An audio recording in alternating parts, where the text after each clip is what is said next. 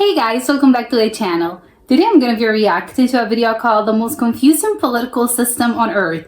Well, I'm scared. What do you mean it's the most confusing political system? I don't know how we're going to learn from it if it's just that complicated, but I don't know. Wish me luck, I guess.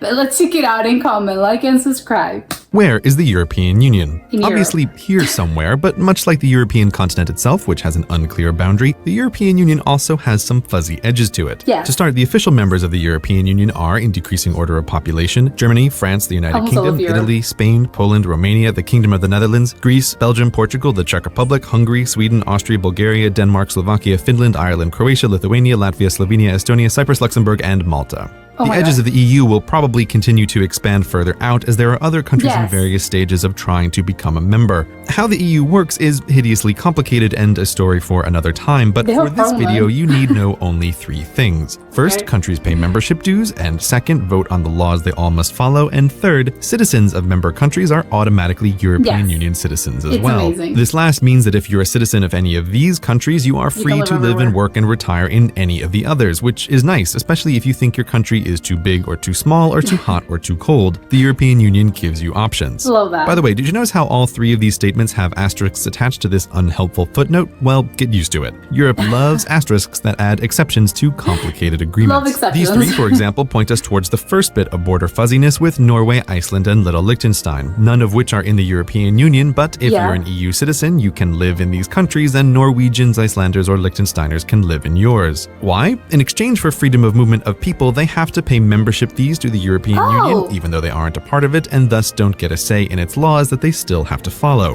This arrangement is the European Economic Area, and it sounds like a terrible deal were it not for No, that but it asterisk isn't. which grants EEA, but not EU Yeah. members, a pass on some areas of law, notably farming and fishing. So Although I would assume that if you are part of it, I don't know, why aren't you a member, I think. a country guess. like, say, Iceland might care quite a lot about running themselves. Between the Oh, European that's Union why. and the European Economic Area, the continent looks mostly covered, with the notable exception of Switzerland, who remains neutral and fiercely independent, As always. except for her participation in the Schengen area. If you're Love from the a country Schengen that area. keeps her borders extremely clean and or well patrolled, the Schengen area is a bit mind-blowing because it's an agreement between countries to borders. take a meh approach to borders. In the Schengen area, international boundaries look like this. No I think that's the best part. Well, one of the best parts about being part of an EU country. You don't need a passport. You can just go with your ID and whatever. No one cares. There's no borders, no patrols. You don't need a visa. It's incredible. border officers or passport checks of any kind. You can walk from Lisbon to Tallinn without identification or the need to answer the question Love business it. or pleasure. For Switzerland, being part of Schengen but not part of the European Union means that non-Swiss can check in any time they like, but they can never stay. This kumbaya approach to borders isn't appreciated by everyone in the EU, most loudly the United Kingdom and Ireland, who argue that islands are different. Thus, to get onto these fair isles, you'll Sure. need a passport and a good reason. Britannia's reluctance to get fully involved with the EU brings us to the next topic, money. The European Union has its own fancy currency, the euro, used by the majority but not all of the European Union members. This economic union is called the Eurozone, and to join, a country must first reach certain financial goals. Yeah. And lying about reaching those goals is certainly not something anyone would do. Most of the non-Eurozone members, when they meet the goals, will ditch their local currency in favor Let's of the point it. euro, but three of them, Denmark, Sweden, and of course the United Kingdom, have asterisks attached to the euro section of the treaty, giving them a permanent opt-out. And I love that you can just, you can be a member, but you can still sort of add your asterisks and be, you know what, this is the exception to the rule. So it's great, actually. weirdly, four tiny European countries, Andorra, San Marino, Monaco, and Vatican City, have an asterisk giving them the exact reverse, the right to print and use euros as their money despite not being in the European Union at all. So that's the Oh. big picture. There's the EU, which makes all the Part of the rules, the EU? Eurozone inside of it with a common currency, the European Economic Area outside of it where people can move freely, and the selective Schengen for countries that think borders just aren't This is worth the looking hassle. complicated. As you can see, there's some strange overlap with these borders, but we're not done talking about complications by a long shot, once again, because empire. So Portugal and Spain have islands from their colonial days that they've never parted with. These are the Madeira and Canary Islands off the coast of Africa and the Azores well into the Atlantic. Because these islands are Spanish and Portuguese, they're part of the European Union Wow. as well. Adding a few islands to the Yes. EU's borders isn't a big deal until you consider France, the queen of not letting go. She still holds on to a bunch of islands in the Caribbean, Reunion off the coast of Madagascar, and French Guiana in South America. As far as France is concerned, these are France too, which single-handedly extends the edge-to-edge distance of the European Union are they, across though? a third of the Earth's circumference. Collectively, these bits of France, Spain, and Portugal are called the outermost regions, and they're the result of the simple answer to empire: just keep it. On the other hand, there's the United Kingdom, the master of maintaining complicated relationships with her quasi-former lands, and she's by no means alone in this on such an empire-happy continent. The Netherlands and Denmark and France, again, all have what the European Union calls overseas territories. Exactly. They're not part of the European Union, instead they're a bottomless well of asterisks due to their complicated relationships with both Yes. the European Union and their associated countries, which makes it hard to say anything meaningful about them as a group, but in general, European Union law doesn't apply to these places, though exactly. in general, the people who live there are European Union citizens because in general, they have the citizenship of their associated country, so Okay. in general, they can live anywhere in the EU they want, but in general, other European Union citizens can't freely move to these territories, which makes these places a weird semi-permeable membrane of the European that. Union proper, and the final part we're going to talk about in detail, even though there are still many more one-off asterisks you might stumble upon, such as the Isle of Man, or those Spanish cities in North Africa, or Gibraltar, who pretends to be part of southwest England sometimes, or that region in Greece where it's totally legal to ban women, or Saba and Friends, who are What? part of the Netherlands and so should be part of the EU but aren't, Yeah, or the right. Faroe Islands, upon which while citizens of Denmark live, they lose their EU citizenship, and What? on it goes. Oh my god, everything's quite complicated, but I think what I'm getting is that everything's really, it varies, it changes, it depends. These asterisks almost never end, but this video must. Yeah. It's just whatever. love the music. Yeah, okay, this is a good video. I understand why. Yeah, it's a really confusing political system just because there's a lot. I think there's just a lot of things that are, you know, when it comes to systems, and specifically I think political system, economical systems, and whatever the thing that you're using or you're comparing or you're talking about, it usually is, you know, oh, we have A and B and C and D and E and whatsoever.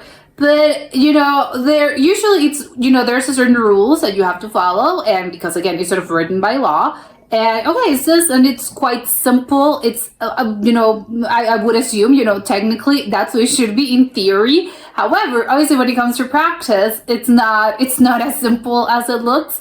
And it's not as straightforward. So, of course, when you start getting into the little intricacies of all of this and you have, oh, yeah, you know, like EU members, you know, the EU does it, you know, it's in Europe. And, you know, that's what I was making fun of it a little bit. Where is it? Well, it's in Europe. Yeah, but so all of Europe belongs to the EU. Well, no, not specifically. There are some countries that are not members. But there's also countries that are not technically members, but they also have to abide by certain rules of the EU. So it's okay, and also the other way applies as well. As in, no, we're not a part of that. You know, you're a part of it, but then you have, you know, an exception to the rule. There's just so many things that actually, when actually you think about it, it's actually, yes, it is quite complicated. It's not as simple as it looks and as it sounds.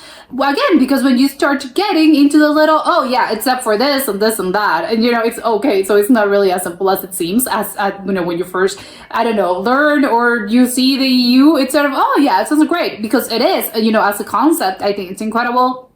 I love the idea that you can just freely move around and the whole thing treats it as, again, the no border situation. I think it's great. And we're sort of, and also, again, for economical purposes, I think it's also really good as well. And for political, you know, decisions as well, because they have to decide, and there's a parliament, and, you know, each member, you know, they have to vote. And again, it's just a whole other thing. Again, it's maybe more of a hassle because you have more things and more maybe rules to follow, and you have another sort of system in which, you know, if you belong to one of these countries, if you're a citizen, you know, you also, you know, you have this as in your whole, I don't know, let's, for instance, you know, you have to vote on your own, you know, on your own territory. And there's also, well, depending, of course, it varies, but let's assume you have to vote on your territory. And, you know, the authorities are going to represent you. And then you have to vote for either the president or the prime minister. So it's just a whole other thing. And then, of course, you have to vote for the authorities in the EU. So it's just so many things. And it's just you have to constantly be voting. There's constantly something happening. But at the same time, I really like the idea that everyone sort of belongs to one big thing. Because, again, when it comes to decisions that you have to make, choices, you know, it's really hard. And I don't think I think the EU is specific in this sense. There's nothing like that in the whole sort of in other countries and in other continents. We, again, it's great because, we have to act as a whole, so you can't just go rogue and, be crazy and act on your own. Which again, some countries may like this, I don't like the idea of being beholden to someone else or to something else. But I like how this works, because again, it gives you a little bit of maybe not responsibility, but I think it holds you a little bit of accountable. It gives you accountability. You can't just go rogue. You have to, we have to decide collectively on whether or not we act, or again, what are we doing, whatever. But also, you don't really lose your whole autonomy because, okay, you have your own country with your own laws. So it's not necessarily as an, because I think maybe the argument may feel as an, but I don't want to be, each country in each territory. They're going to have their own rules, right? It's not going to be one thing for everyone. And it's, sure, to a certain extent. But to other, it depends, obviously it depends on the occasion. It depends on what we're debating. But I really like the idea of we're acting as a whole and we're deciding whether or not to do this or to not do this or implement this or ban this. I don't know. I just really like that idea of that collective sort of big, and you feel like you belong to something bigger. And because again, there's power in unity. So I think, that's why they're so strong as well. And that's why there's a lot of advantages to belonging to the EU. And that's why other countries want to belong there as well. I don't really know. I know it's a whole process, and I know they have to vote and they have to do a bunch of things. I don't really know specifically how they decide whether or not each country, if you vote, I think, you have to give your presentation on why my country should be a part of the EU. I have no idea how the thing works, but I do know that, countries vote and stuff, and, they have to review the process, and, there's certain, I think, economical things that you have to achieve, or certain things, because again, it gives you, there's advantages, and because there's a lot of advantages, obviously they can't just let anyone in. It's a club membership, basically. There's a certain threshold of things that you have to comply with in order to, to actually get in. It's not as if, I want to be on it. No, of course, it's a club and you have requirements. And I really like that. The other thing that I'm a little, because again, this video was extreme. Well, they try to make it easier, and it kind of was, yes. But I think again, it's just a lot of things, and when it comes to the little details and stuff, the outermost regions, anything when it comes to islands, it's funny because the UK also makes the argument of not being a part of it either. They did Brexit, right? So again, it's they do the whole no, because we're an island, so we technically don't have to comply because we are not a part of Europe. Although you are part of Europe because you're located there. So again, it's not, who cares if you're an island or not? That's the part of the world where Europe is located. But I love that. I know that British people, I think usually, I don't know why they try to separate themselves from the rest of Europe, because probably because they're an island, so they feel a little bit of a disconnect sometimes. But it's funny because I don't know, for the rest of the world, you're still European, but it's funny, whatever. It's a whole other thing. But again, for the outmost territories, I think it depends. I don't know how it works with the French. I know they have Guadeloupe and other, I think, islands in the Caribbean when it comes to France. I don't know how the citizens consider themselves, and I don't know how France treats them. But again, for the others, for the Portugal and the Spain islands, they again, ask someone from the Azores or the Canaries, they're going to be either Portuguese or Spanish. It's not as if, because obviously they were talking about, because obviously they conquered those islands, and sure, they did, obviously, 600 years ago. So, by the time that we're living in this day and age, they consider themselves Spanish, or they consider themselves Portuguese, because there was a whole other, again, what are they're going to be? They're not anything. They're not technically located near those countries, but then you can argue, but they're located, in different sort of territorial places, and I guess that's where it comes from. However, if you go to one of those places, that, but everyone's from that country, right? So it's not as if there's, I think, less of a disconnect. And again, I don't know how it works in the French islands. I don't really know enough. But for the others, it's just they're either Portuguese or they're Spanish. They're not gonna be called anything else. And if you ever go there, it's the same. It's the same. Obviously there's gonna be some details that are not gonna be specifically the same, because obviously it's another territory, it's another city. But for the most part, everyone is from that country, so they're not being treated as, oh, it's another. No, it's the same thing, only that they're not located in the mainland. That's it. But again, for the French regions, I don't really know how it works. I don't really know if people from Martinique they consider themselves French Martinique. I don't know. Or Saint Martin. I always could get them confused. I think there is Saint Martin. I think that's Dutch, and there's a Saint Martin that I think it's French. I don't really know. But whatever the case, I don't know how it works there. So it's or French Guyana. I think those people do they consider themselves also French, or do they say no? I mean, we're technically part of France, but we have our own culture, we have our own thing. But I guess maybe again, when you start getting into cultural things and little details and stuff, I think you get into a slippery slope. I don't know, you can argue a lot of things, because again, each territory in each city, again, when it comes to let's put the example of France. France has a bunch of states or territories. I don't know why. I think there are states or provinces. I don't know how they're referred to as there. So whatever, each region's gonna have their own, oh yeah, it's culturally, this is done in the north, this is done in the south, again. So maybe you can argue, well, yeah, French Guyana, I mean, there can argue maybe, oh no, but we have a different culture. And it's, yeah, well, so does some, not all of France is the same thing. But again, I do not know. Maybe but there's enough shared similarities in which, yeah, of course, you're going to have your own little thing, and as each region has its own thing. But there's enough, and there's more that really is the same as France, as in the whole mainland of France, and that's why you consider yourself French. I don't know. I would love to discuss this with someone from one of those regions, because I think it's a really interesting subject once you start getting into this.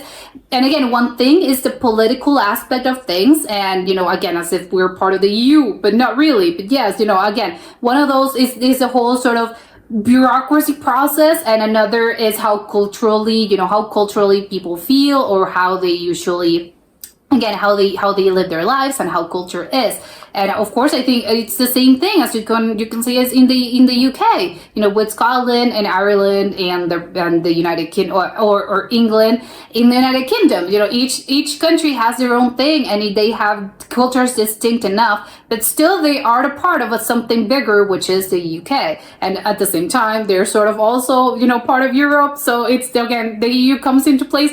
Again, it's just a lot of things. And one thing is when you're discussing things politically, one thing is when you're discussing things culturally. So it's just a whole thing that's really bigger. It's really interesting, right? But again, it's just, and also Madeira, of course. I don't know, there's just so many interesting things about this. And at the same time, if you're arguing about that, then you have to argue about the other the islands that still belong to certain countries. Again, I think the Netherlands has a bunch of them. I think the Antilles are one of these, and I think France also has another territories that are not as in the French Guyana or Martinique, that they are similar but not really. I would love to know the distinction, why some of them are part of, because again, they mentioned it's not, are they part of the EU? No, not really. I don't know if they get citizenship from those countries. It sounds, Bonaire. Do people that live there are technically, they get their passport from that island, but also do they get a Dutch passport, or it's just a Dutch passport? I don't think so, right? Because they're technically, they should be part, but they aren't part of the EU. I don't know. It's really confusing. And again, like the video says, it's quite confusing.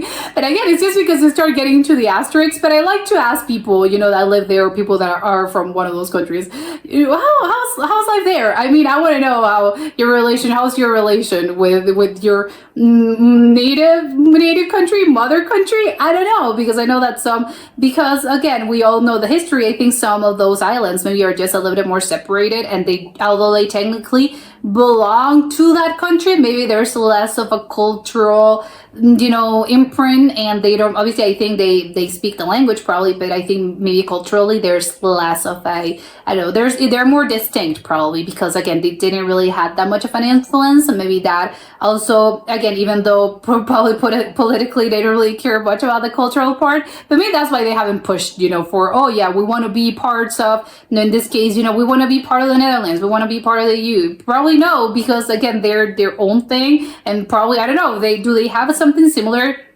to the EU, but in the Caribbean or those Caribbean islands, maybe they have their own sort of union. I don't know. Maybe they should. Why not? I love the idea of the EU. I think it's great, and I think probably more continents should probably apply something like this. Which again, I think in South America, I think they attempted. I don't know if it's still. I think it's still in existence. I don't know, but I think the idea of we have freedom of movement between all those places. But I don't know if it worked or not. I should probably look that up. But again, I like the idea of we as humans are sort of gather around and are part of something bigger because it goes to show we can do this. It's great. It's not, oh, it's a utopia. Well, yeah, of course you're going to have problems, but at the same time, again, it's really nice belonging to something bigger and you feel like you're not alone, which is, when they can bail you out, sometimes is I feel, you have someone to sort of fall back up on. And again, you don't have to make everything, you don't have to sort of exist on your own as all countries do, as the rest of the world. So I really like the idea of a EU, and hopefully maybe, who knows, in the future, maybe this can be replicated in other continents in Asia or in I don't know in Oceania or other places, because I think it would be really great. But that was it for today, and I'll see you next time. Bye.